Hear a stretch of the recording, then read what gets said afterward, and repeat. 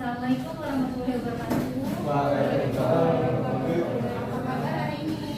Alhamdulillah.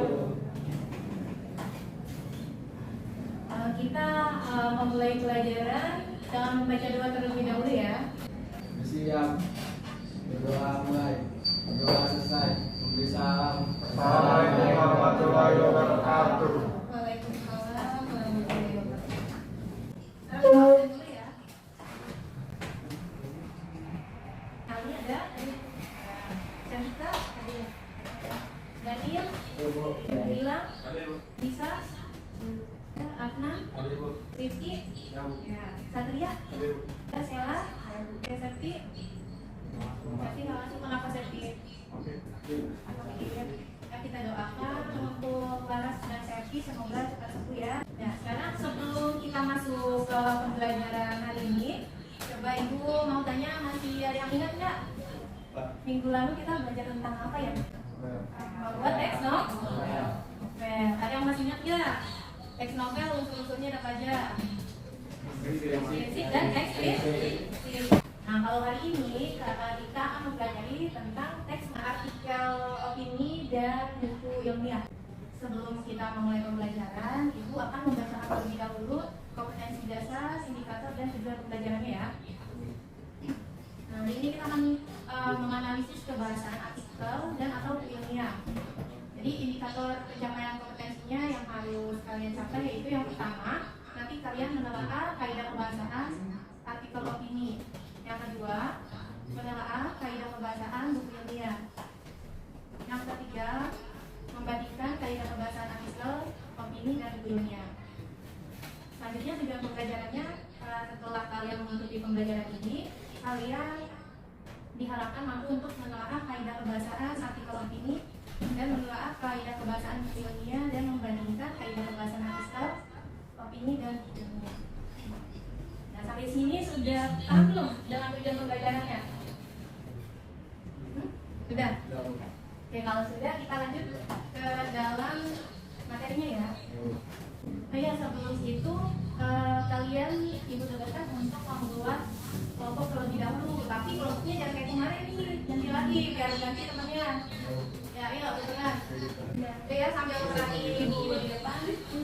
Nanti kalian diskusikan juga materinya ya. Kita mulai ya. Yang pertama ada pengertian artikel opini. Biasanya ditulis dengan bahasa ilmiah populer. Artikel opini juga dapat ditemukan di dalam surat kabar atau majalah. Kita lanjut ke struktur artikel opini. Nah ini yang pertama. Yang pertama ada pengenalan isu, yaitu mengenai permasalahan, fenomena atau peristiwa yang aktual. Nah yang kedua, rangkaian argumentasi. Argumentasi apa sih? Ada yang tahu nggak argumentasi? Ya, pendapat. Bagian ini dilengkapi oleh sejumlah teori. Nah, di sini juga berisi fakta atau penegasan ulang. Bagian ini dapat disertai dengan solusi, harapan ataupun saran-saran. Ini ada contoh artikel opini. Coba dibaca dulu. Kira-kira tesisnya di paragraf keberapa nih? Ya, berarti tesisnya itu ada di paragraf pertama dan kedua. Kalau argumentasinya? 3, 4. Ya betul, di paragraf 3 dan 4. Karena di situ kenapa? Yang tahu nggak?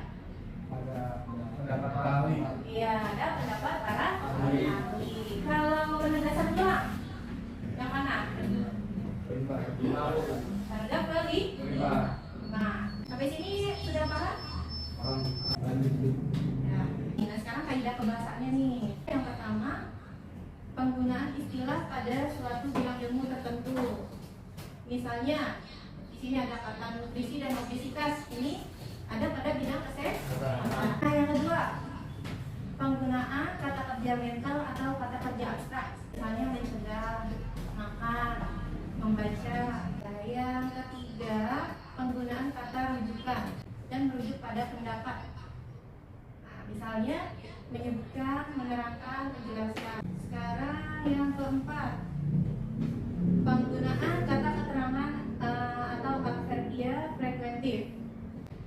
Misalnya misalnya selalu, sering, kadang-kadang, terkadang, dan jarang. Sekarang ya, kelima, penggunaan konjungsi untuk menata argumentasi.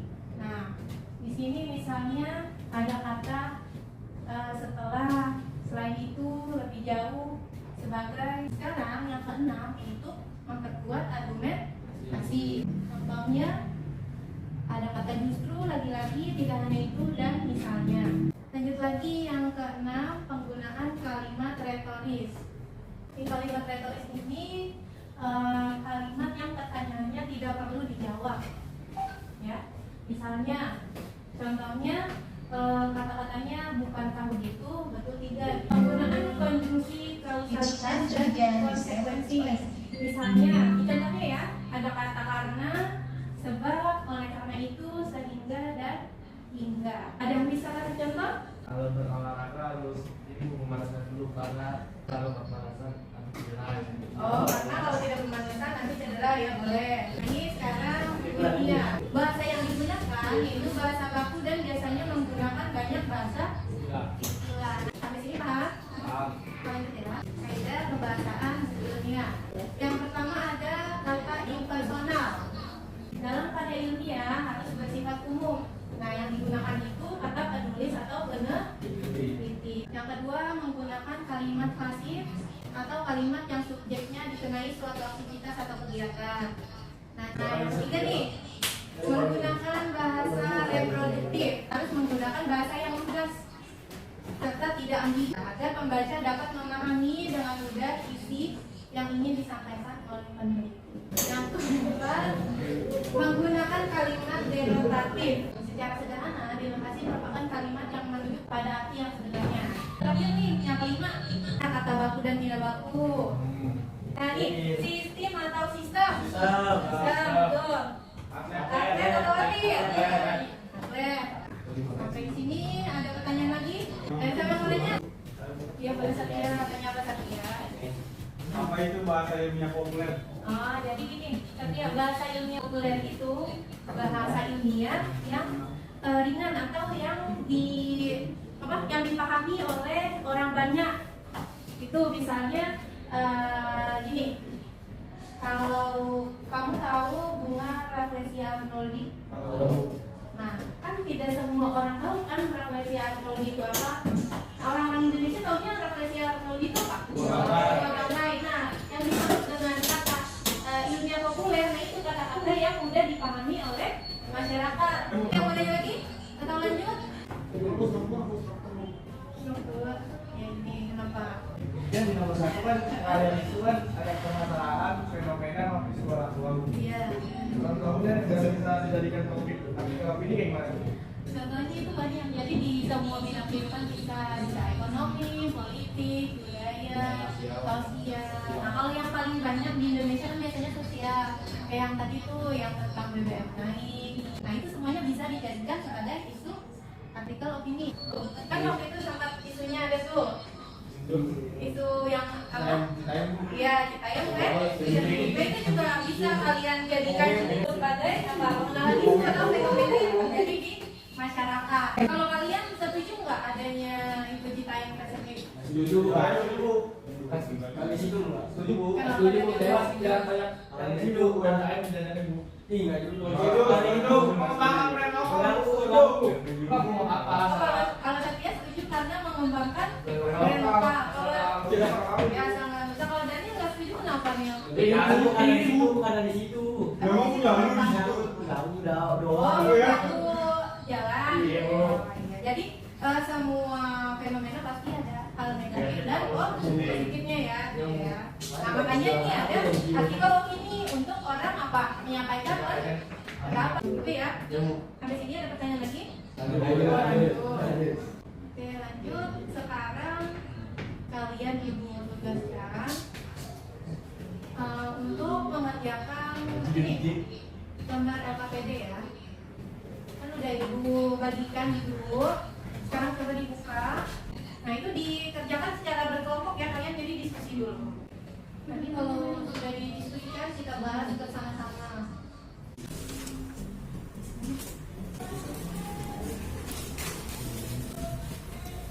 Ini udah gue tandain nih jawabannya nih. Udah. Ya udah. Nanti kami itu dia. Udah.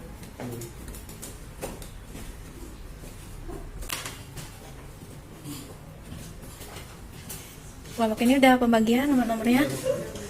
Udah.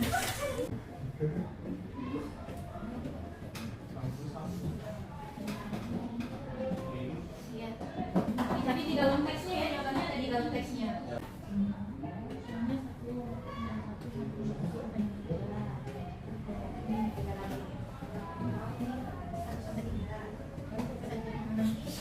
Kita bahas bareng setiap kelompok nanti berbicara.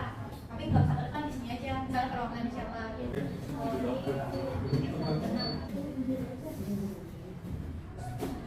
Bisa dibahas. Kita bahas dari nomor 1. Nomor 1 kelompok berapa yang mau jawab? Kelompok, ya boleh kelompoknya ketiga boleh. Tuliskan penggunaan istilah yang terdapat dalam artikel opini di atas. Ya, istilahnya apa yang ditemukan di sini? Esofagus. Hah? Esofagus. Oh ya, nih esofagus di paragraf sebelahkan ini ya. Ya, ya. Terus apa lagi? Obesitas Bu. Obesitas, ya boleh. Satu lagi Bu. Satu lagi apa lagi? Nutrisi Bu. Nutrisi, ya boleh, nutrisi. Terus nomor 2. Tuliskan kalimat yang menunjukkan penggunaan kata kerja minta pada artikel opini di atas. Asam lambung naik bisa dengan mengubah pola makan hingga menyiasati siklus tidur. Kata kerja mentalnya yaitu mencegah, mengubah, dan menyiasati. Nomor 3. Tuliskan penggunaan kata rujukan yang terdapat dalam artikel opini di atas. Ya. Apa? Sebuah penelitian menyebut mengonsumsi sirup coklat sebanyak 120 ml dapat membuat otot di batas esofagus dan perut menjadi lebih lemah.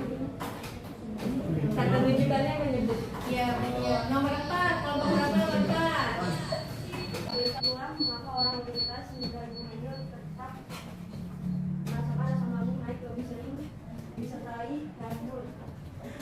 Dengan kata-kata sering. Ya, sering. Bisa. Sekarang nomor 5. Di sana. Tuliskan kalimat yang menunjukkan penggunaan konsumsi penangkap argumentasi pada artikel opini di atas. Ya, coba sebutkan satu-satu. Akibatnya asam lambung bisa naik kembali ke esofagus terutama setelah makan.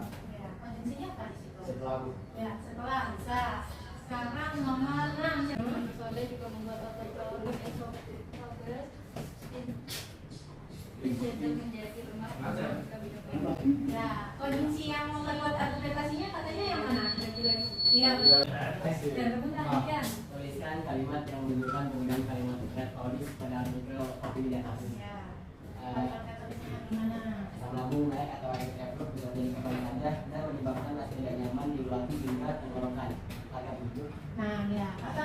Kalimat retorisnya apa? Bukankah begitu? Itu ya, tolong jawaban. Tuliskan kalimat yang menunjukkan penggunaan konjungsi, kausalitas, dan konsekuensi pada artikel di atas. Ya. Contoh kalimatnya: 1. Asam lambung naik atau asam reflux bisa terjadi kapan saja dan rasa tidak nyaman di hulu hati hingga tenggorokan. 2. Hal ini karena berkaitan dengan kultur lisan yang lebih dominan. Nomor 9 ada apa aja tuh analisisnya? Coba sebutkan satu-satu. Kata denotatifnya apa contohnya? Ya, Ya, ya. ya. Ya. Perbedaannya apa nih? Ya, ada yang bisa jawab? Kutipan pertama, opini. Kutipan yang pertama mana? Ini. Ya, kalau ini terus yang kedua? Ini. Ya, terus apa lagi? Dari segi bahasanya berbeda. Perbedaannya apa dari segi kebahasannya? Kalau artikel opini tidak baku. Ya, kalau artikel ini tidak bagus, sedangkan buku yang dia bahasa bagus. Udah ya. Apakah ada yang masih belum paham? Udah pada paham belum? Ya. Coba kalau sudah paham, kalian kerjakan ini.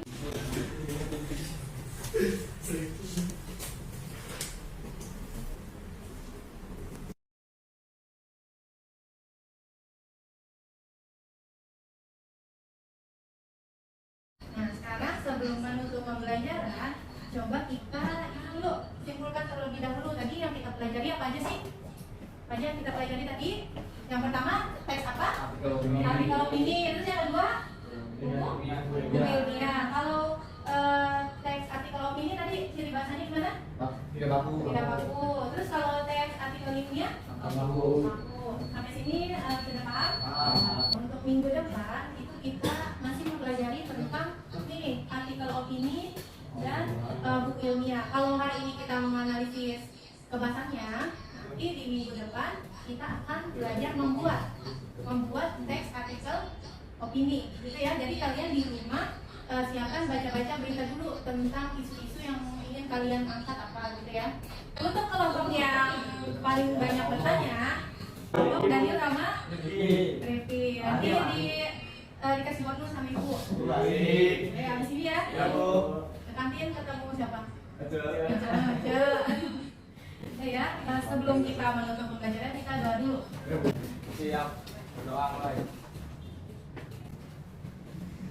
Doa selesai. Kita sampai ketemu lagi minggu depan. Assalamualaikum warahmatullahi wabarakatuh. Waalaikumsalam.